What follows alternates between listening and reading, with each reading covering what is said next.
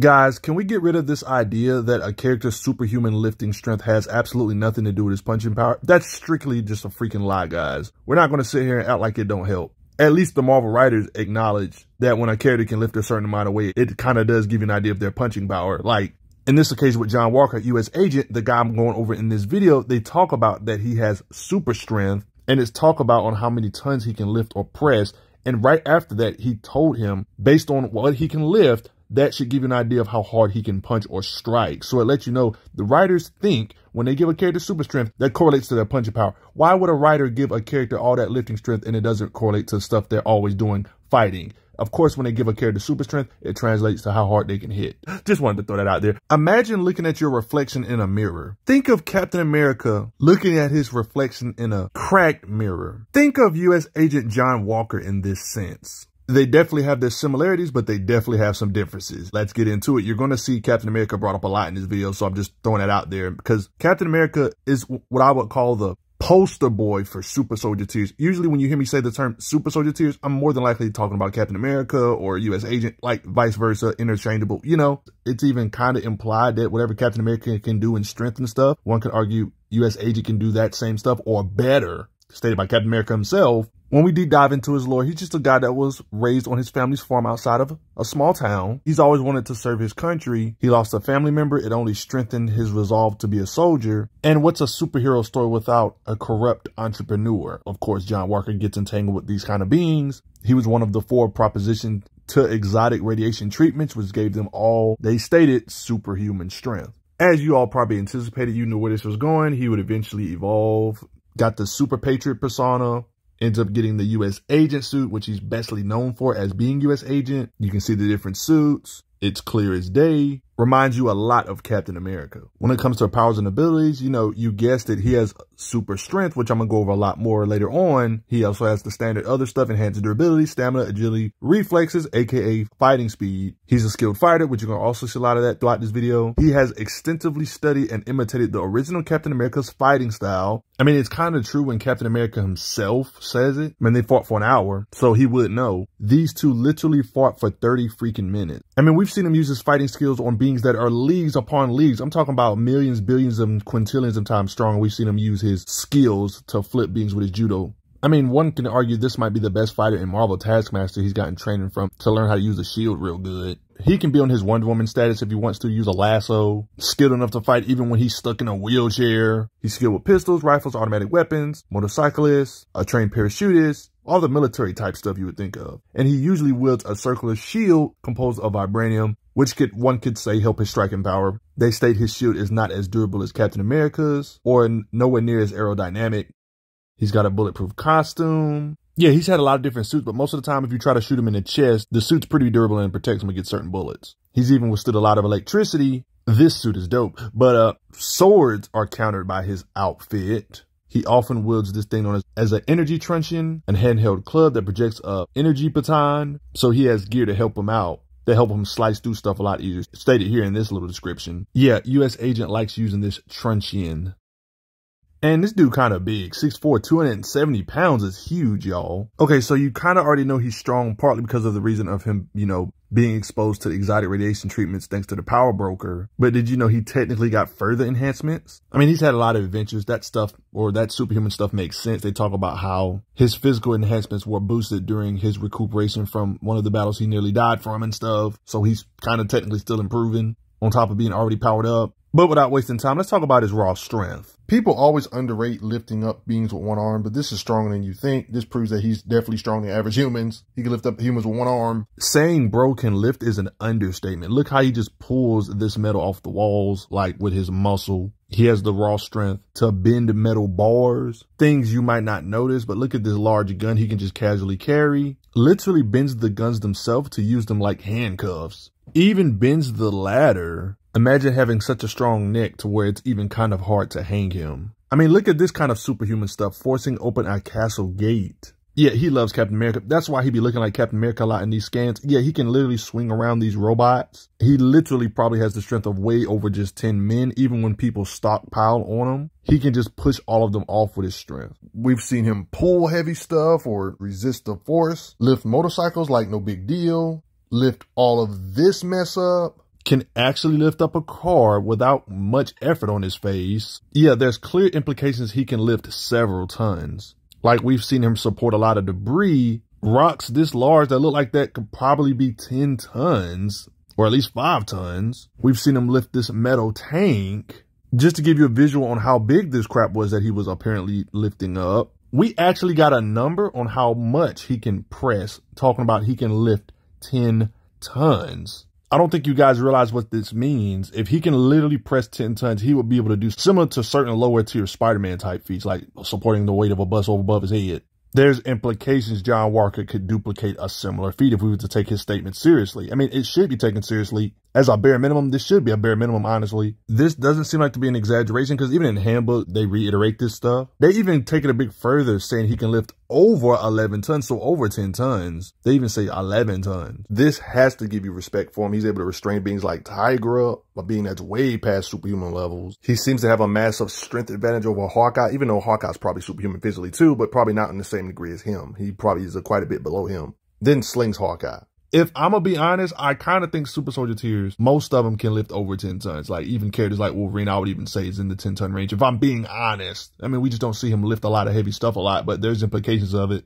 So if he can lift 10 or over 11 tons, what do you think his punches would be like? It'd probably be bare minimally 11 tons of force, 10 tons of force as well. By default, he would be able to punch with like the force of a doggone bus falling to your face, basically. And that's not even counting how his strikes get enhanced by the ridiculously strong shields. You know how these weapons can get Marvel, Adamantium, Vibranium can get kind of busted. That's without talking about this. I'm not even talking about this. I'm talking about hypothetically speaking without no shield. What would his punches feel like? It would feel like a bus landing on your face. Yeah, it's scary to think about. I love the fact that even a Marvel character said it. I've been saying this for years, but like a Marvel character literally has said it, what I've been saying for a long time. When you have super strength, that kind of strength does translate over to your punching power. It's stated by U.S. agent John Walker himself. So he is implying that based on how strong he is, it would help his punching out because he got his super strength from the Power Broker. I mean, feats like this kind of add up. Like we see him hit so hard, he can throw this rock hard enough to shatter it. Does it really shock you that his punches without the shield could do something like this to a thick wall? When we seen him hit beings so hard, they actually do this to walls of metal or legit tackling beings through stone walls. You see the hole? One could say because of his shield partly, but yeah, he goes through a wall here. This is without his shield. He can kick through stuff like this.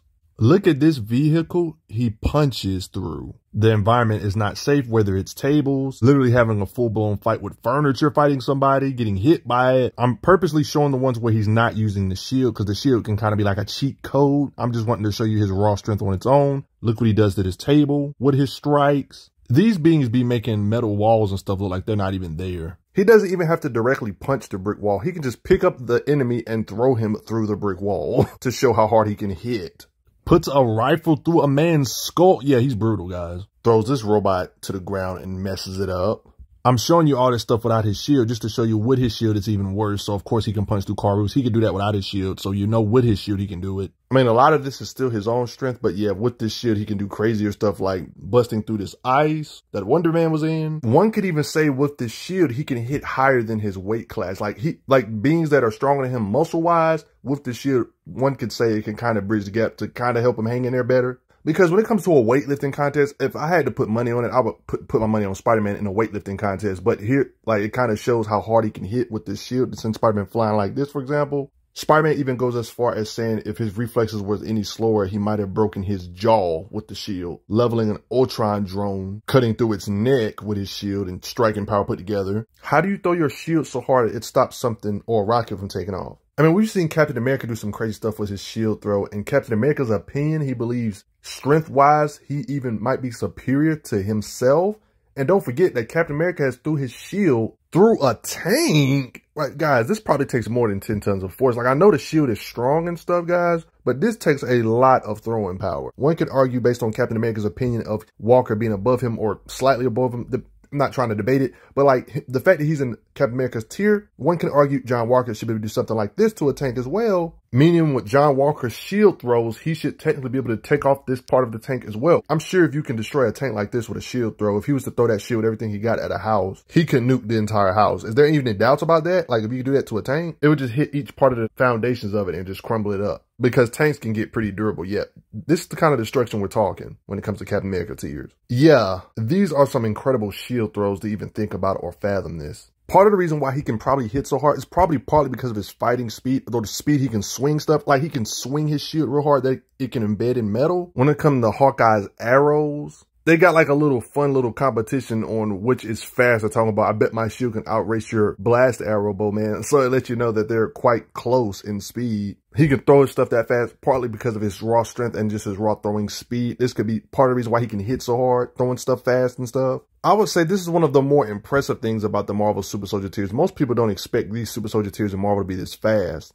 It's clear he has combat speed because there's beings he can blitz while in the middle of them trying to shoot him. How the heck did he not get hit by none of these gunmen? I refuse to believe this is plot armor. This is probably just fighting speed. It's common for Super Soldier tiers to really evade bullets. Besides, he does get hit here and there. So yeah, it lets you know that's not plot armor. But there's been plenty of sticky situations where he would dodge from all different angles. You can't tell me this ain't fighting speed. I'm talking about machine guns. He can react and block in time when they're shooting at him. Like you see how his shield is not in front of him, but when this guy shoots, the shield is in front of him. I mean, there's beings that can do this with gunfire and just not get hit at all. This same being that can do that kind of stuff, he has no problem with his fighting speed, tagging, hitting these same beings. Like here, his shield is not in front of him, but when somebody throws something, his shield is in front of him. Dodging Hawkeye's arrows, heck, even catching one and throwing it back, fighting speed. I'm talking about absurd fighting speed to where you can flip around lasers like on some acrobatic, like laser storms he flipping around. Light speed stuff. It's a photon weapon, guys. Yep. So what I'm basically saying is, if you was to shoot at U.S. agent like this with a gun, I'm confident he would dodge it like this image suggests. Or simply stare at the bullet like this, reflect it with his shield like this, with his reflexes and fighting speed. His hands can move that fast. I'm giving you a visual picture. You know how you see Deadpool in the movies cut bullets in half? Those kind of speed feats are like normal stuff in comics, guys. This is nothing new, really. They even mimic it in the movies, deflecting bullets with fighting speed. This essentially means that supersonic characters that can run at supersonic speed, that's not a guaranteed win against him. His eyes could still be able to react to him, despite him not being able to run at the speed of sound, but his hands and stuff can move and react to that type of speed, if that makes sense, right? With all his speed and strength, there's no wonder he can punch and hurt aliens. Yep, that's him in that outfit, different outfit. We've seen him punch alternate reality versions of Daredevil. Look at the DD. Yeah, with a punch. Falcon, Captain America. We've seen him punch a being physically that's either Super Soldier tier or higher. Wolverine himself. We've seen him punch and send him in the air. The guy's more durable than you think. He got hit with an explosive arrow in the face. And like, where's the blood? I mean, we've seen him take full-blown hits from the poster boy Super Soldier, Captain America himself, this hard, and still can get back up after this stuff. Yeah, he's constantly fighting beings in his weight class, or one can argue higher, like beings that can lift up this kind of weight. We've seen him getting in scuffles with, well, not scuffles, full-blown fights. Striking him. He got his little baton. Yeah, he's took some abuse getting punched by Wonder Man, Sasquatch. Like, these are the beings. I'm not trying to say he's on their tier, but that's just still impressive. I mean, we've even seen him get hit onto pillars and it does all that damage to it. Yeah, this guy can take some abuse. Iron Fist, even without his cheat, this is an alternate reality. Iron Fist, like, even without that cheat stuff, I would say Iron Fist is still, like, close to the Super Soldier tiers physically. You know, we've seen him taking hits from beings like this in the face. How strong do you think he is? I mean, there was this time where Ronin's power was being sapped. Like, I'm talking about sapped to the point where he was so weak. Walker was able to punch and make Ronin sleepy. Yeah, he had to be drained. It's cool to bring up still. Yeah, what do you think? Do you think he's stronger than Captain America? Do you think even if he is stronger, it doesn't really matter because they're close enough to still give each other a fight? It's like in real life, if two of the strongest men were to fight, even if one is slightly stronger, it's going to come down to skill because their strength is so close. You know what I mean? Or technique. What do you think? Do you think Captain America's stronger? Even in newer comics, we see them kind of scuffle here and there. It's all up to interpretation at the end of the day. When you have strong shields that help you break through super thick walls, I guess that helps too. Same with throwing your shield and engraving it in your car. Yeah, John Walker's strong. But before I get going, everybody, on top of the fact John Walker can throw his shield and destroy tanks, he would also like for you to smash that like button right quick for me. It would really help out a lot. And thanks for the donations, everybody. See you later. I'm glad you are enjoying your time on the channel. Make sure you check out the playlist on the channel to see other How Strong videos. If you like what this channel is offering, make sure you hit that subscribe button, and I will see you guys later.